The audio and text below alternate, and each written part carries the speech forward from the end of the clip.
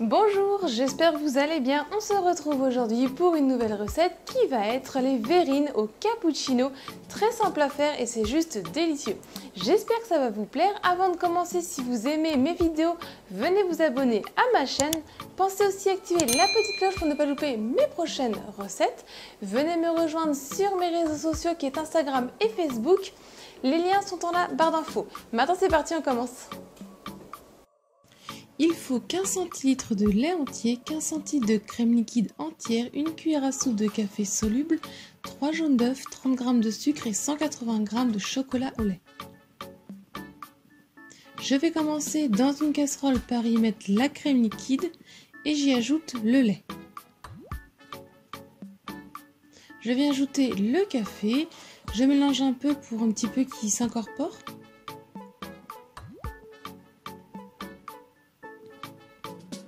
Ensuite, sur feu moyen à fort, je vais venir porter ça à ébullition. Je mélange un petit peu le temps que le lait et la crème liquide chauffent et que ça puisse faire fondre le café.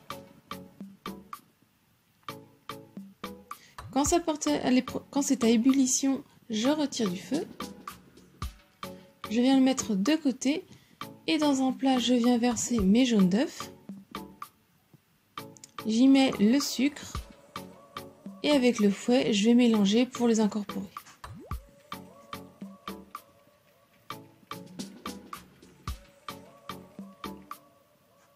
Ensuite, je vais ajouter une petite quantité du mélange chaud, tout en mélangeant avec le fouet pour que ça s'incorpore.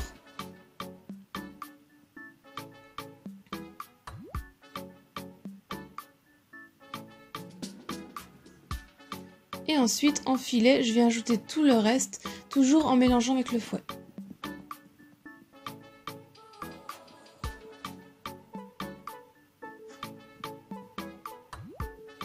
Une fois tout est bien mélangé, je retransvase dans ma casserole.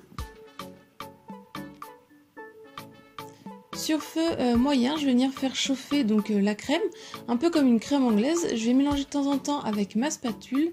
Je me munis de mon thermomètre et je vais faire monter la température à 80 degrés, maximum 84, sinon les œufs vont commencer à coaguler. Quand j'ai atteint les 82 degrés, je vais pouvoir retirer du feu. Si vous n'avez pas de thermomètre, quand vous voyez que ça commence à devenir assez un petit peu épais et que ça vient tout simplement napper votre spatule, vous allez pouvoir retirer du feu.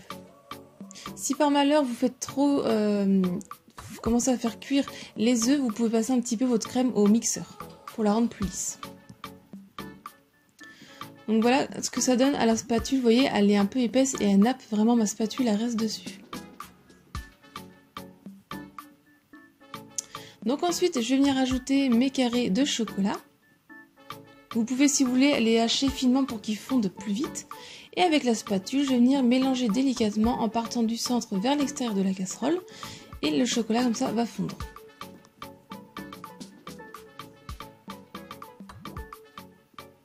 Une fois tout fondu, le mélange bien lisse, votre préparation est prête. Je viens prendre des verrines et je vais venir mettre la crème dedans. Alors normalement c'est une recette pour 6 verrines, moi j'ai préféré faire 3 grosses verrines. Donc si vous en faites pour 6, vous mettez un tout petit peu moins de crème dans vos verrines. Et on va mettre ça 3 heures au frais. Ensuite, avant de servir, je vais faire avec 10 centilitres de crème liquide entière la montée en chantilly. Donc au début, alors tout bien froid, le bol et les batteurs au moins 10 minutes à l'avance au congélateur. Et je vais venir battre au début à petite vitesse, puis à pleine vitesse.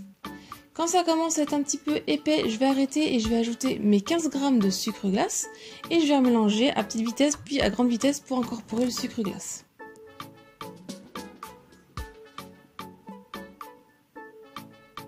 Donc quand elle est montée, qu'elle n'est pas forcément très ferme, vous pouvez arrêter. Je sors mes crèmes et avec une cuillère à soupe, je vais venir prendre de la chantilly et je vais venir en déposer sur le dessus. Ensuite, avec le dos de la cuillère à soupe, je viens étaler sur tout le dessus. Donc voilà à quoi ça ressemble. Après, c'est comme vous le souhaitez, pour la décoration, vous pouvez mettre des carrés de chocolat ou comme moi du cacao non sucré que j'ai un petit peu saupoudré sur le dessus.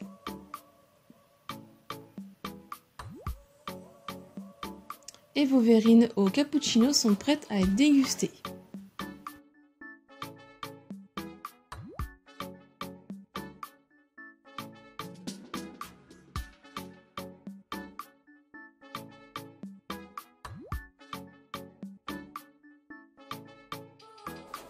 La vidéo est terminée, j'espère qu'elle vous a plu. Si c'est le cas, mettez un j'aime, laissez-moi un commentaire pour me dire ce que vous en avez pensé.